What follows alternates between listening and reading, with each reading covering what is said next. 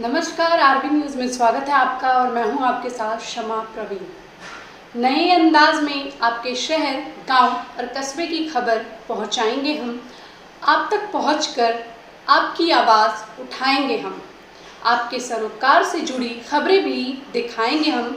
सरकार तक आपकी बात पहुंचाएंगे हम। तो बिहार से जुड़ी छोटी से छोटी खबर जानने के लिए सब्सक्राइब करें आरबी न्यूज़ चैनल।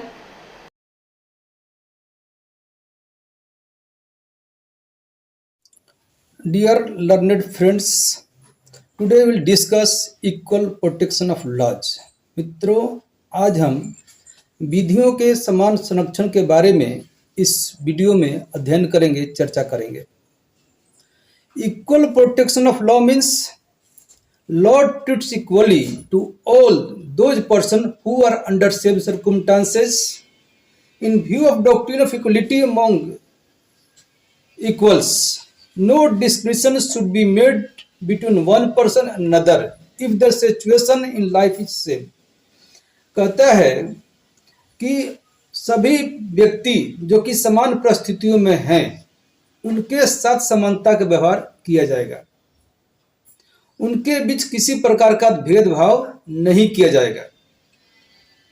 इस संदर्भ में डॉक्टर वी.एन. शुक्ला अपनी famous book constitution of India में ये कहा है कि like should be treated like, not that unlike should be treated like. कहता है कि जो समान है उनके साथ समानता व्यक्त किया जाएगा, जो असमान हैं, जिनकी जीवन में परिस्थितियां भिन्न भिन्न हैं, तो उन भिन्न भिन्न परिस्थितियों के अनुसार उनको विधियों का संरक्षण दिया जाएगा।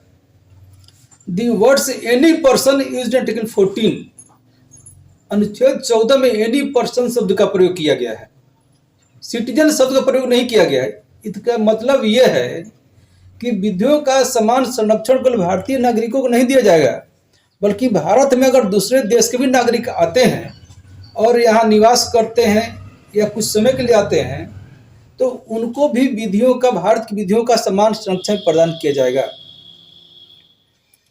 Equal protection of law is available to any person, which includes any company or association, body of persons, including citizens and non-citizens, natural person, legal person, without discrimination based on race, color and nationality.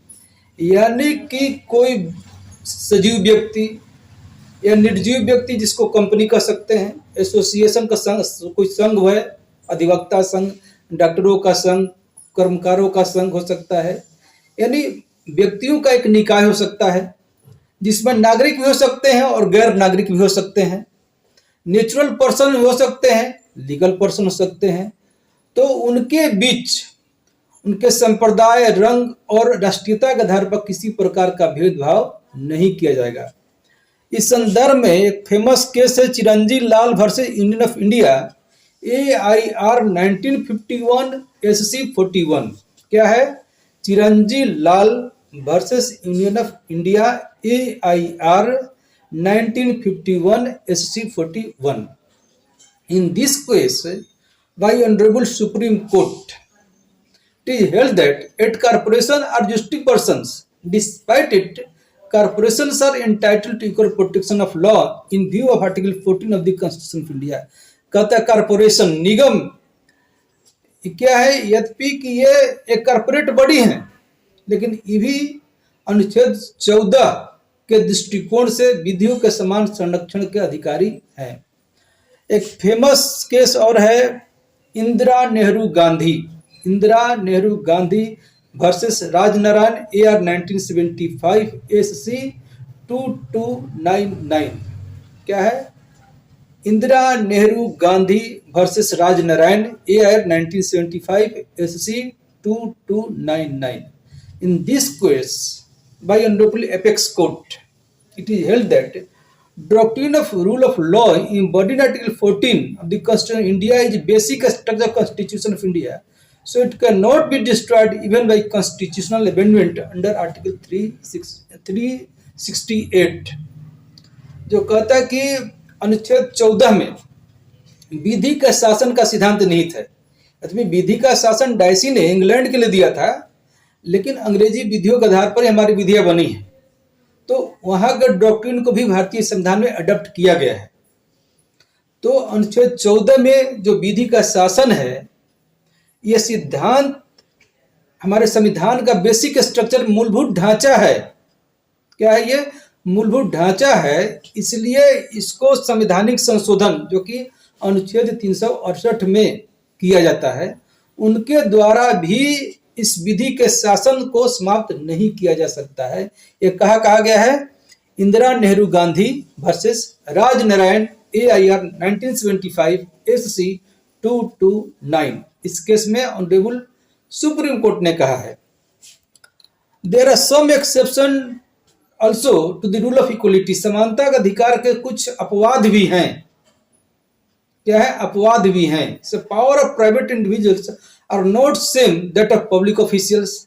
यानी जो निजी व्यक्ति हैं उनको उतना अधिकार नहीं दिया गया है जितना कि पब्लिक ऑफिशियल को दिया गया है।